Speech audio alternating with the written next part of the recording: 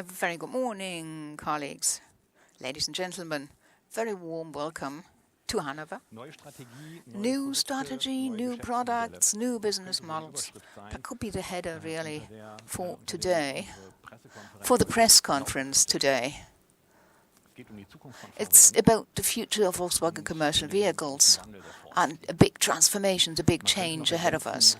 And one might also add, it's a press conference with new faces, new people. Thomas Sedran, for the first time here in his new function, CEO of Volkswagen Commercial Vehicles, the commercial vehicle brand. He started in September, so it's a bit more than 100 days already. So it's maybe somewhat overdue to do some stock taking in between. And I'm also new. We've met before. Many of you have met me before, but maybe others haven't.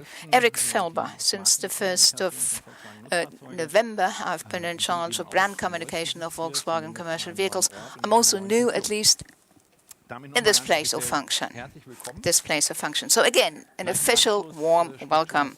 Thomas Sedran will be next addressing you about the past fiscal year, financial year, and in particular also about our plans for the future. After the statement, there is going to be lots of time provided for you to answer your questions. You don't have to be afraid or worry. You won't be cut short. We'll have all the time in the world to answer your questions, very much in detail. And it's not just Thomas Sedran who's going to be available, but also the brand board members who I'd also like to welcome here. The documents that you've already received now can also be downloaded online, vwn.presse.de. So there's a webcast also here of this meeting. Questions and answers also covered. So it's going to stay online for a whole week after this day.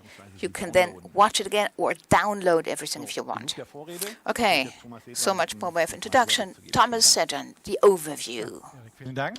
Thank you very much, Eric, for this introduction. Good morning, ladies and gentlemen. I would also like to bid you a very warm welcome here to the annual press conference of Volkswagen Commercial Vehicles. I'm pleased to be able to welcome you here in what is a rather unusual venue. This is the Project House Mobile Online Services, which we shorten to MOD. We have 850 square meters where more than 60 talents are working, older, younger, from different functions, and they're trying to make sure that they develop digital products around our core business. All of that with agility and across different functions. We are here today in the arena of this MOD, so-called, and the opposite side on the wall you can see a list of some of the projects that we're working on and also the status they've reached. If there are any questions about that, we'd be very happy to talk about that afterwards. This Mobile Online Services Center MOD is, as it were, a symbol for the change at Volkswagen and the things we want to discuss with you. It's about this threesome of new strategy, new business areas, and new products. Our activities follow the profound changes of the industry and our customers' changing needs.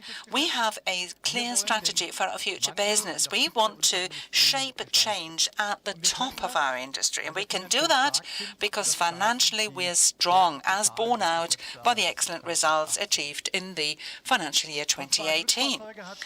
Volkswagen Commercial Vehicles in 2018 achieved the second best result in its history. Deliveries slightly exceeded those of the prior year, and that despite WLTP and a somewhat difficult environment in some of our markets.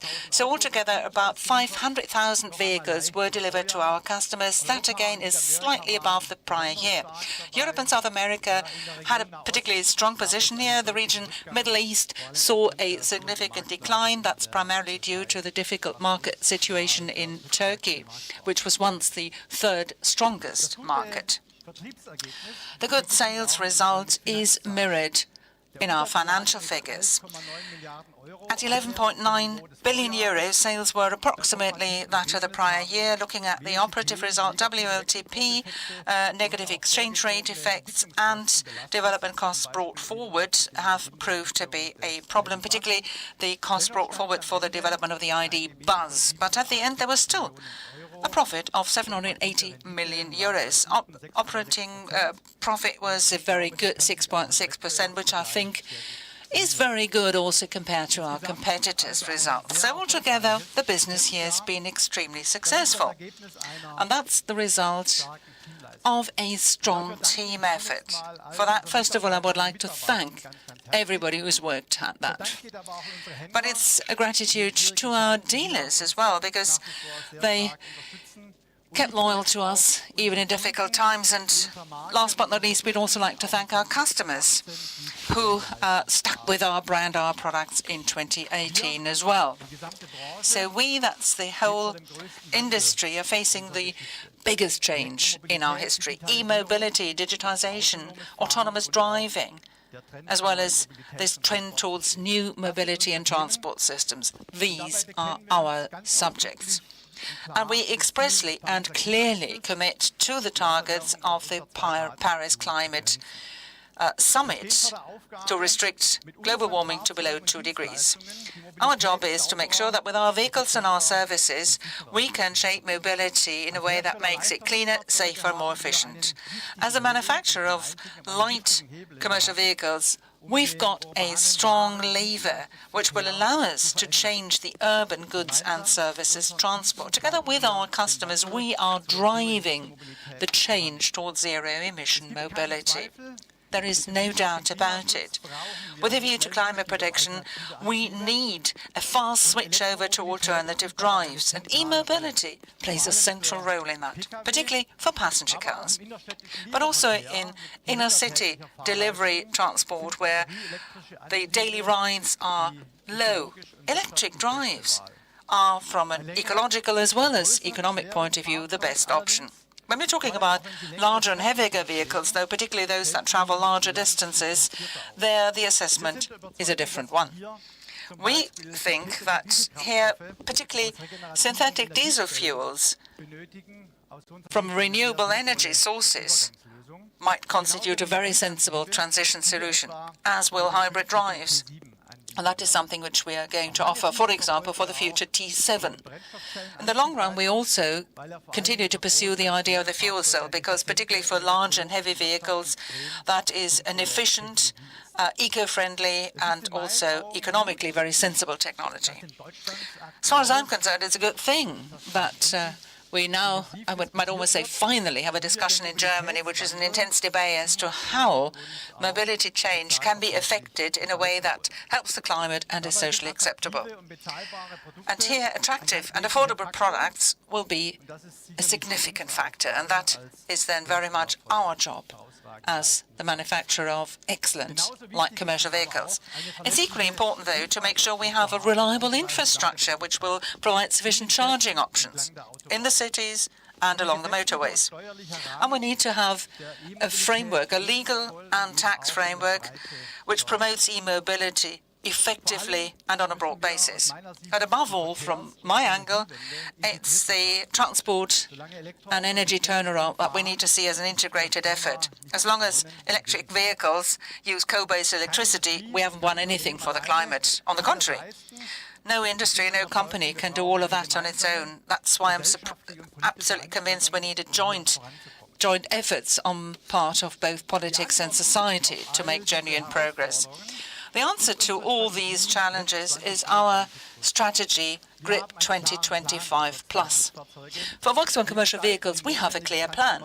We will design the necessary transformation and will thus secure the long-term success of our brand. We transport success today and in the future. 2019 is going to be a crucial year for Volkswagen Commercial Vehicles, a year of new beginnings, a year when we will be able to start with new things and set things in motion on a broad basis. The focus of our strategy is in three areas: perfect offers for cost-conscious commercial customers, emotional vehicles for leisure and family purposes, as well as provide innovative mobility and transport services. Now, what does all that mean in concrete terms? First, today we are one of the leading manufacturers of light commercial vehicles in Europe, and obviously we want to stay there. Together with Ford, one of our most important competitors and new cooperation partner, we will further develop this market position. That allows us to strengthen profitability and ensure long-term capacity utilization of our plants. Volkswagen Commercial Vehicles and Ford's complement each other perfectly in our regional strengths and products. As you know, Ford is particularly strong in Northern America, while Volkswagen Commercial Vehicles is the most important provider in Europe. In the future, procurement, development and production capacities will be bundled. That way, that very different demands and requirements of our customers can be better served, and production will be in larger volumes, allowing scalability and significant cost savings. Globally, we'll open up new markets with new jointly developed products, and this is the way in which we will remain competitive and create growth opportunities for Volkswagen Commercial Vehicles. In this, we have decided purposely to organize our contract negotiations alongside concrete vehicle projects, because that gives us an opportunity to reach results quickly. The first contracts have been concluded, the framework agreement for general cooperation between Volkswagen and Ford, and also the development agreement for the pickup that's going to be the successor of today's Amarok. 2019, further steps are said to follow. In concrete terms, we're talking about possible cooperation for a transporter for commercial customers and also a jointly produced city van. Now, let's talk about the second pillar of our business. We will continue to build premium vehicles for leisure time and family. In this, we retain a very important traditional line of our brand. Today, we have the multivan, the Caddy Beach, and the Grand California product family, where we are very successful, enjoying profitable growth for years. These are highly emotional, very sought-after products, and they will remain an important core part of the Volkswagen commercial brand vehicles. In the following, I'm going to go into somewhat more detail as to what we are planning to do for short-term, mid-term product planning. And finally, thirdly, that is something which concerns perhaps the biggest step in our transformation process. We're going to extend today's business model beyond the vehicle proper. We are going to be a mobility service provider. The buzzwords here are mobility and transformation, both as a service, behind which we see there are new mobility and transport services that will earn us money in the future.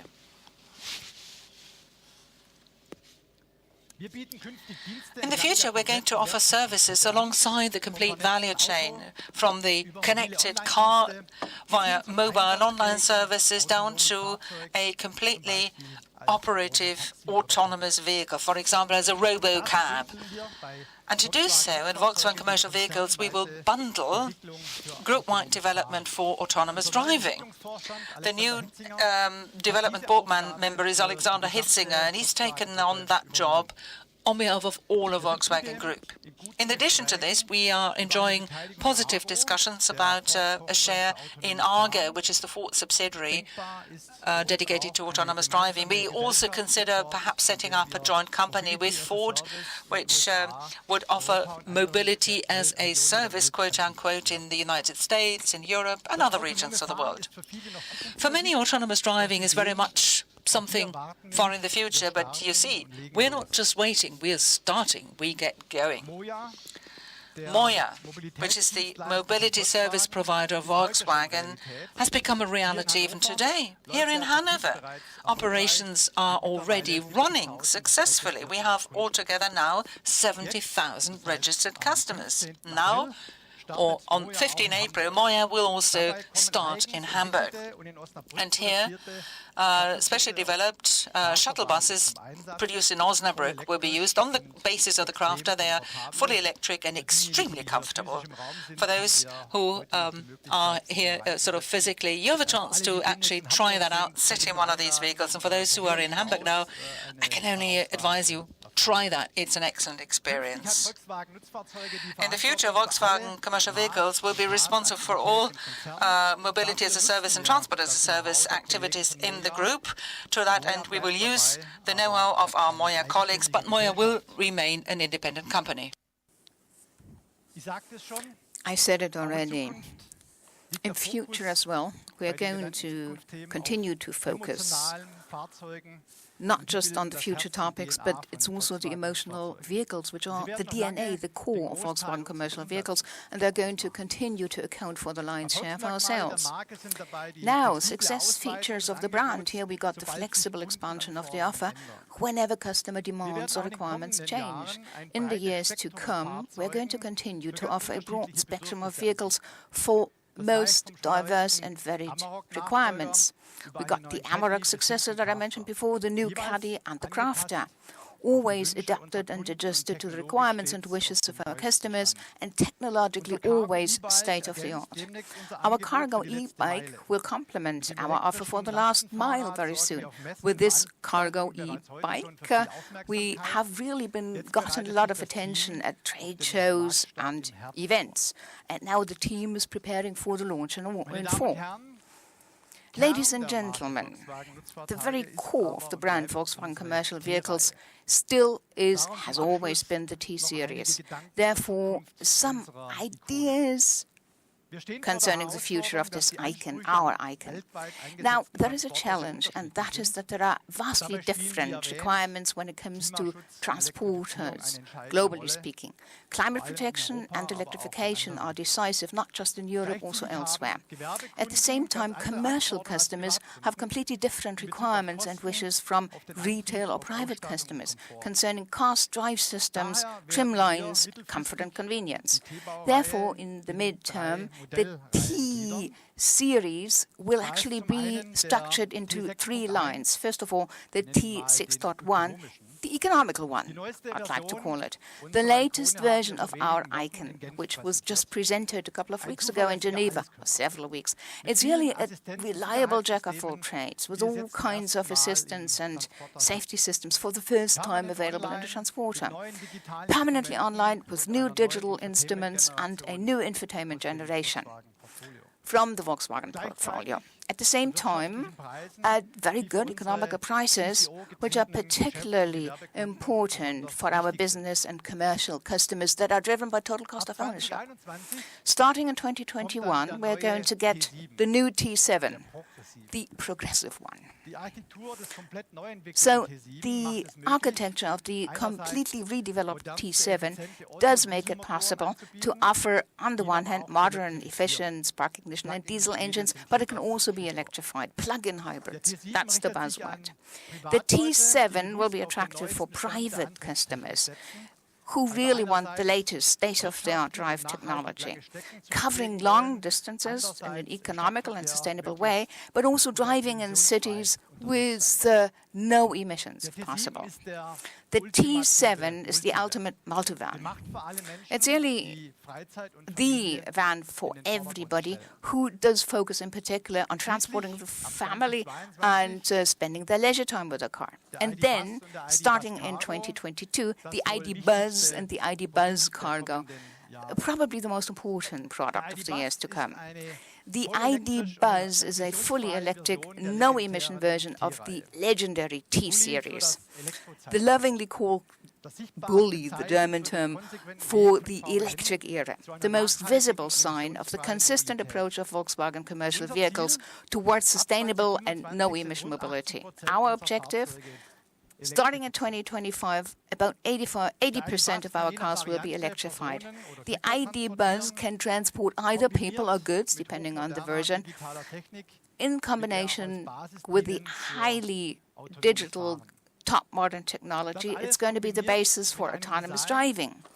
And all this is also using a design that intentionally actually reminds everybody of the roots of our brand, the T1, the epitome of the future of the brand Volkswagen Commercial Vehicles. Extremely useful, extremely innovative, and at the same time, extremely sexy. And I think we can really say love is back, and we are really looking forward to this vehicle. Ladies and gentlemen, as you can see, we are about to start a big model offensive, a model focus. In 2019 alone, more than 1.8 billion euros will be invested for the development of new vehicles, focusing mainly on, or very much on e-drives, but also for restructuring our plans and developing new business fields. This is definitely the most challenging transformation program in the history of Volkswagen Commercial Vehicles as a brand. Hanover is going to be our model plant for e-mobility, and this also protects and safeguards the future of the site of Hanover. This site is going to stay the headquarters of our brand. Of course it will. The most important product and the epitome for the change is the ID. Buzz. We are going to start building it here in Stöcken starting in 2022. So Hanover will stay the home of the transporter, the bully as it's called in German. Nobody, however, knows today how quickly our customers are going to accept our e-vehicles. And therefore, we make sure that we still have a high degree of flexibility here in the Hanover plant. We do not just prepare for the production of BEVs or battery electric vehicles. At the same time, we'll also be able to keep building multivans with internal combustion engines and plug-in hybrids. So we can react very quickly in order to meet all customers' wishes and demands, and also make sure that we use the capacity in the plant. One thing is certain. The Hanover plant will definitely change on its way to the electric era, and the same holds true of the labor force. However, we are going to do this transformation in a socially compatible way along the demographic lines and curves.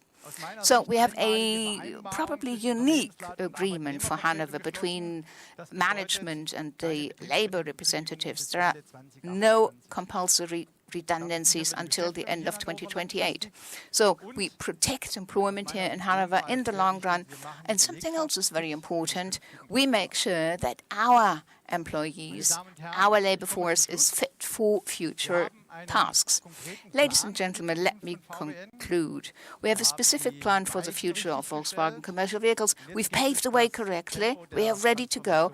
And now it's just about speeding up with the transformation. In the next 10 years, we're going to move and change into somebody supplying sustainable mobility solutions. So protecting the future of the brand. So at all levels, we do prepare for securing our competitive position and expand it even in the long run. We do profit from our cooperation with strong partners. And of course, we have products that are fit for the future. Products that are going to delight our customers today and tomorrow. We do attack with a new strategy, new vehicles, and new business models. Thank you very much. Thank you very much indeed, Thomas. Before we start with the Q&A, I would like to ask you something from a housekeeping point of view. Please wait until you have the roving mic before you ask your question, because we have simultaneous interpretation, which also goes out on the live stream online. And for the interpreters to hear your question and be able to interpret it, you will need to use a microphone. So please bear that in mind. Now, go ahead. Yes, please. Thank you very much. I'm Alexander Budet, Deutschlandfunk Radio. You mentioned in order to achieve the climate targets, if I may sum this up, particularly with commercial vehicles, everything needs to be done on a joint basis, and we need to look at what exactly the purpose of the vehicle is for. You're saying for inner city delivery transport, e-mobility seems to be the one or the be-all, if you like, the only feasible way in which you can cope with emissions. Is that really a cradle-to-grave way of looking at it? I mean, do you really look at the complete product cycle of the vehicle when you make that statement? Or wouldn't synthetic fuels be the better option also for the purely urban transport? That is a question which we have looked into not just on the basis of existing legislation. We've done a complete life cycle analysis up to and including disposal of batteries. And our conclusion was that even when we do this complete life cycle analysis, e-mobility is the option for inner city driving with low mileage every day is the best option. Always supposing, and that brings you back to the integrated energy and transport turnaround, as long as we have coal-fired power plants producing our electricity, that doesn't make sense.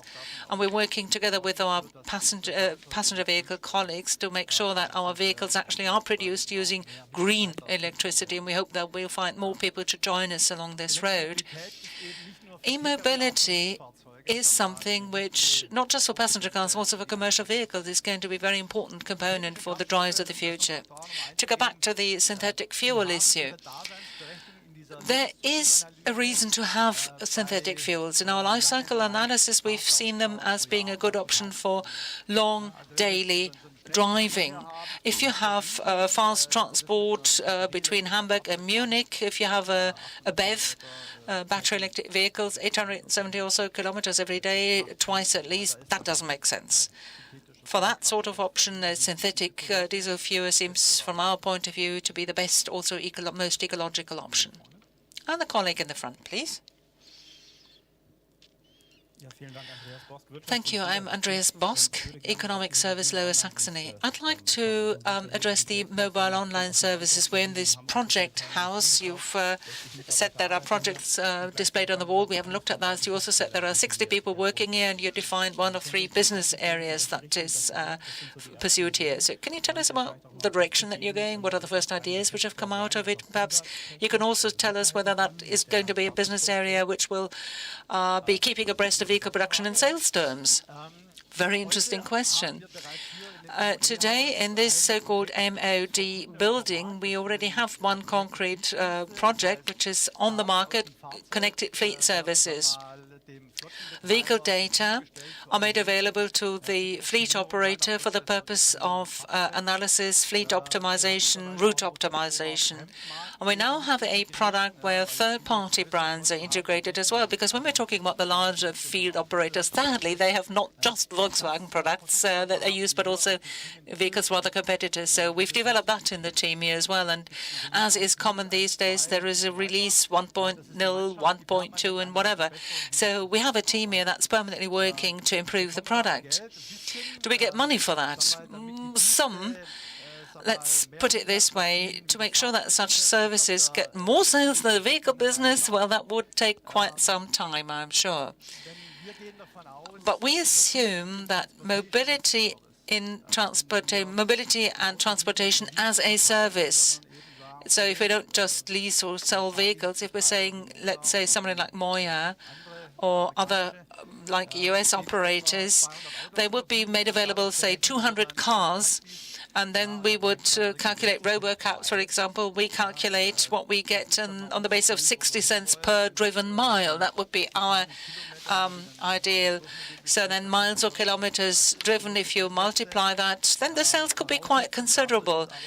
Of course, that does presuppose that these vehicles are A, safe, B, efficient in the way they can move, and that they are legally approved. And that will take a bit of time until at least we see that on the German roads. Another question? Thank you. Jan Schwarz, Reuters. Cooperation with Ford. Can you tell me something about that? The second part of the cooperation that you've mentioned, you said that there are very fruitful talks already concerning Argo, the subsidiary for autonomous driving. Now, from the United States, we got the impression that there was some standstill, some hiccups in the talks concerning that particular topic. Can you maybe describe a little where you stand, what the general mood is concerning these talks and discussions? That's one thing. And maybe you could also tell us what the timeline is. How long is it going to take, as far as you're concerned, to come to an agreement? At one point in your presentation, you said that you think of a joint venture, so offering services worldwide in different steps. So what do you think about that? What is it going to be? We do see two business models that you need in parallel. First of all, of course, it's all about the production of cars, but then we also have to develop the technology, a software stack, for a vehicle to be able to move safely through traffic. The Ford people invested into a company called Argo some years ago. Last year, we had very detailed talks with all players in the market, and the conclusion drawn was that cooperation with Argo and Ford might make good business sense. As far as the talks are concerned, we are in a very good way, I'd say. Well, in the next few months, I think we might get to some formal agreement. The second business model that we need, it's something like Moya, really, because the cars have to move. After all, they are supposed to generate revenue. Today, typically, the approach is to use human drivers, and we're going to maintain that approach for some time into the future. But then the question is, how do I sell my Robo taxis? Option number one, I sell them to Uber, to mention a name, or Lyft. Option two would be to set up one's own company, establish one's own company. Volkswagen decided, well, to do it ourselves with Moya. And as I said before, I think it's been a very good investment, a worthwhile investment. When I look at the customer satisfaction, for example, here in Hanover, and also the first feedback from Hamburg, it's all been very positive. I think we've created a very good platform that can also be rolled out globally. Mr. Menzel. Stefan Menzel, Handelsblatt. Mr. Sedran, comparison, 1.8 billion in 2019 in terms of investment. What does it mean? Is it more than before, less than before, year on year? Can you maybe give us some background here? Mr. Menzel, I'm not allowed to answer the question. I'm very sorry. Now look at sales and put it in relation to that. 11.9 billion sales, 1.8 billion capital expenditure and investment into developments, that's enormous. And like other brands and car manufacturers, we are in a phase where we do invest a lot of money into this turnaround, a transformation rather, and we're going to keep it up. We have to finance this transformation in the years to come. So we have to generate cash flow with our operating business, remain strong there. We have to make sure that that's the case, and we're at it. Ms. Jägermann. Hello. I would like to ask you three questions. First, in the press notice, as you said, it says that in 2021 the T7 is to be launched. I thought it was 2020. Is that a delay or did I misunderstand? Then you also said 80% of vehicles are to be electric vehicles in 2021. Does that include the hybrid? And the so-called Bully will celebrate its 70th anniversary. Are you planning anything? Regarding the first question, the D7 market launch is going to be in 2021. Here I can say, yes, we had once hoped we might be able to launch already in 2020. However, we found that doing it safely in 2021 will be better, so that you don't have any unplanned or uncalled for delays. The second question, electrification. Yes, it does mean that plug-in hybrids are included in what we've said, but you do have to assume that the electric vehicle range might still be 100 kilometers there. So Hanover city limits,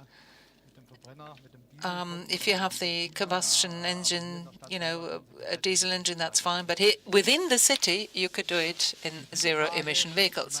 A third question, 70 years of the car we affectionately call the Bully in German. Well, what does that mean? Obviously, it's a happy event. What we do in concrete terms, I'll have to ask my colleagues, to be honest. And we tell you that later, but not yet.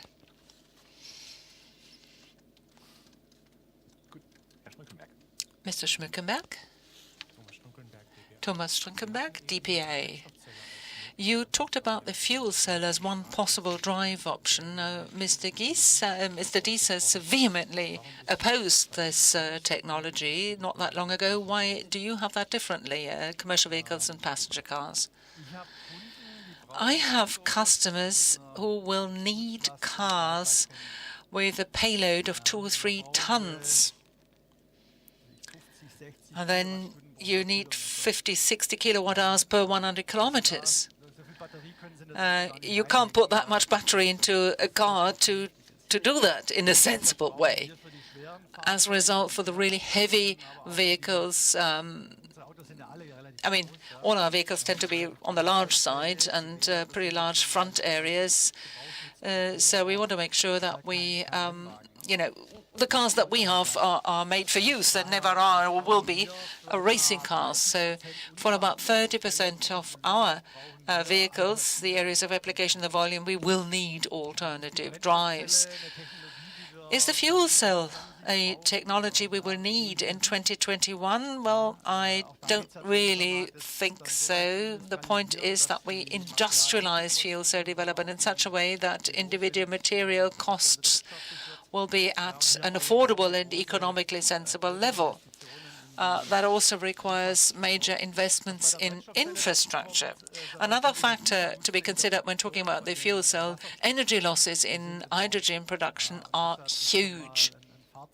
That is why a vehicle where electricity goes directly into a battery is a great deal more efficient than if you have all sorts of different conversion steps before energy is turned into hydrogen and so on. What it really hinges on is the mass of the vehicle, the size, the weight of the vehicle, and also the routes that they travel. Mr. Reinke. Guido Reinking, Automotive Press. Synthetic fuels, you mentioned those. That's an exciting topic because it could be used for today's fleet already. With the CO2 reduction in the EU regulation, it's not accepted. So you can use them, although they're neutral to the climate according to the EU regulations. The CO2 values or emissions are the same as with diesel cars. So do you think there's going to be a change? And will these fuels be developed any further? Because with the non-recognition on the part of the EU, I think there is not going to be any development, I suppose. This brings me to our hope. A joint effort will be necessary. The industry, the society, politicians or politics. It's all about setting ecologically acceptable general conditions or framework conditions. When you look at the overall emission picture, synthetic fuels do make sense in a certain way, but not for cars that just drive like 50 kilometers per day in city areas only. But I do hope that we will be successful, that these fuels will sometime be recognized by the EU. I'm all in favor of this because it does make sense as an additional source of energy, but there are major obstacles that still need to be overcome. And the biggest, or one big one, really is the tax income or the taxes that are paid on fuels, because they do finance budgets at land and federal levels. And if they are taken out, a liter of diesel, well, the production of 1 liter costs about 60 cents. €1.60 is what you'd have to pay for a synthetic diesel fuel. And I mean, looking at France, you see what happens there. Some slight increases in fuel taxes really led to big social tension. That's why I pointed out in my presentation, the climate change is something that we have to look at, and we have to do everything we do in a socially compatible and a sensitive way. It's a big issue, and, well, taxes come in here. We can't go it alone. As far as I'm concerned, commercial vehicles are my business here, and ecologically speaking, it would definitely make sense there. And when you look at where these fuels could be produced, so the Mediterranean countries, so solar energy would be very useful and available there. to create these fuels, and there are also transport pipelines available. As far as the overall industrial logic is concerned and the scientific background is concerned, it's definitely a relevant alternative.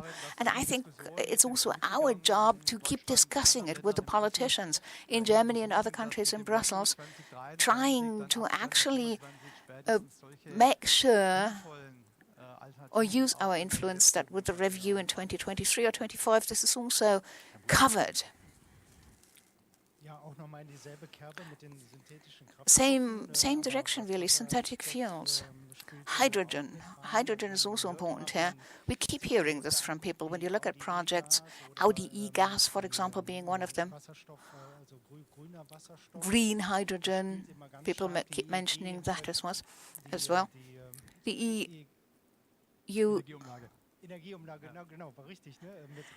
the energy fee, that's something. Does that have to be removed? Or how does it work? So do these projects have to profit from this? So how can we do this? How can we make progress with these projects?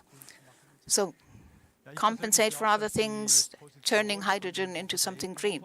Professor Edenhofer has really said something that's very relevant. So carbons ought to be taxed more heavily than anything else.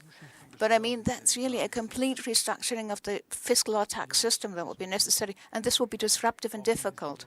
And there's going to be lots of discussions necessary there. However, the answer to your question, in short, yes.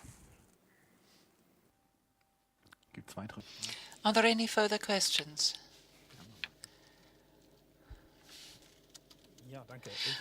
Thank you. I would like to ask a follow-up question regarding changes in your factory. You said that the transformation process you're undergoing is the largest ever. You're investing a lot into it, and Hanover is to be a model plant for e-mobility. Now, what exactly are the issues you have to work on in this respect? I mean, it's more than just putting some new equipment in there. It's also developing new competence, skills, know-how, maybe new employees. Maybe you can go into somewhat more detail as to what exactly it means for Hanover, particularly flexibility. Well, as far as this is concerned, I would like to start, but my colleague Mr. Baumann could add. I think we are going to have to increasingly automate many of the production steps at the Hanover plant, which means that many people who carry various sheets and put them into bits of equipment will have to be replaced by robots, by automated systems. The requirement for maintenance work is increasing enormously, but maybe one of the examples can be given by our colleague. We have provided reskilling, in-house training for people all the time so that we can use them for different jobs. And basically, we need far more people who understand software, who can design complex control systems themselves. Well, basically, you said what is really important here. And we must make sure that we do socially acceptable reduction of the workforce, but some employees will stay longer. They are not subject to demographic change, so they need to be prepared for the future, which is very difficult. If somebody has built-in parts for 20, 30 years and now has to maintain something, maybe optimize it and maybe describe control processes, that's a very hard job. So we've laid down various ground rules about this. It's difficult to do that because we need to really customize the approach, looking at every single member of staff, qualifications, skills, likes, dislikes. There are people who've written PhD theses about that in HR management, and thankfully those are available. Our objective is to make sure that we can train people and give them a position that they like, that they want, and where they feel at home. We need to find out what is necessary from a training angle and provide that training. This is what we are currently doing. There's a lot of a backlog here. Otherwise, mobility, there's a difference with whether you build in an e-drive or a combustion engine, but it's the digital work, e-mobility, which is our big issue. But we've been working on it consistently for 4 years. We're doing it slowly but surely. We try not to create a panic or fear. We want to make sure that we involve people and make sure that our workers still feel happy at Volkswagen Commercial Vehicles in years to come. Are there any other questions? Yes, please. Christian Carstensfeld, Hanover. I would like to ask you a question about this transformation process too. Can you give us an outlook as to how revenue and turnover will change? How will they develop by 2020, say? Looking at the operative business sales figures for the next few years, we expect a pretty stable situation. Of course, nobody knows what's going to happen with Brexit and how that will impact things. But what we already have is the fact that we will really start rolling out large-scale electrification of our fleet from 2020. So in the beginning, until 2021, we're going to buy up credits for the group. We've already agreed that with our colleagues from the passenger car branch. So after the CO2 credits, the result for those 2 years where we have to buy so many credits won't, of course, be so overwhelmingly positive.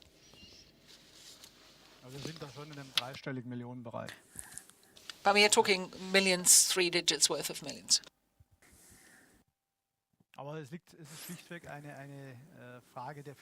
But it's basically a question of physics. You see, our vehicles have got a 2-3 meter frontal area minimum, and a multivan, for example, with the CO2 of a good diesel engine, 148, 160 kilograms per kilometer. So looking at this for fleets, for private vehicles, that would also be a comparable size we're talking about here. From the overall group point of view, though, we have looked at the optimum we've set up. I mean, we're not surprised by the outcome. It's nothing that we didn't know. Any other questions? Yes, please. A small one. Batteries and battery cells, where do you get them from? In the first round, it's outsourced, right? Is it the same as for the whole group? Asia first and then European plants? The batteries that we use in Europe, they don't come from Asia. Oh, only a very minor part of them. Look at the weight and the chemistry involved. Right. Well, you should talk to Mr. Sommer. He is really the person to talk to. So we just use the MEB kit. Or for the Moja shuttle, for example, in Hamburg, we do use the e-tron batteries. The Audi ones, that is. So we look at the modular kits that we got, see what's available and what we can actually use for our vehicles. Mr. Carstens again. Right. The talks, the discussions concerning the protection of jobs, safeguarding the jobs at Volkswagen Commercial Vehicles. Now, temporary workers, they haven't been part of that.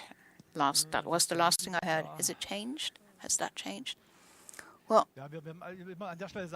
let me say one thing here. At the last town hall, we gave some prospects there. The final decisions aren't taken yet, but we are definitely going to be through with that before summer, and we know what's going to happen and announce it also before summer, before the summer break. Any other questions? Pause. Vielen Dank.